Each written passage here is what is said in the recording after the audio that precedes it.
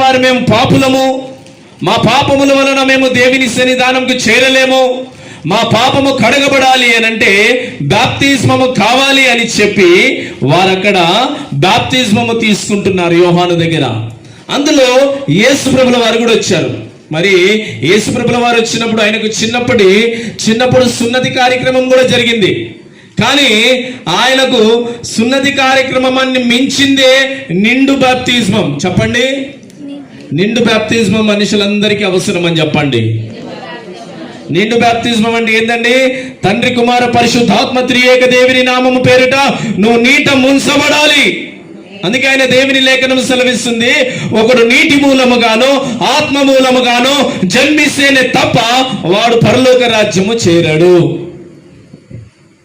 అక్కడున్న ప్రజలు అంటున్నారయ్యా, ముసలివాడైన ఈయన మరలా ఎలా జన్మించగలడు, మళ్ళీ తల్లి గర్భంలోకి ఎలా వెళ్ళగలడు అని చెప్పి ఒక లాజిక్ పాయింట్ అడిగాడండి. అప్పుడు యేసయ్య అంటే నీటి మూలముగా అంటే నీటి ద్వారా ఆయన కడగబడాలి. ప్రతి వ్యక్తికి ఉన్నటువంటి జన్మ పాపము మరి ఇతర పాపములను అతడు తెలుసుకునేటువంటి వయస్సు రావాలి. అంతేనండి. చిన్నప్పుడు తెలియని పిల్లలను కూడా ఏం చేస్తుంటామో బాప్తిజం ఇస్తుంటాం.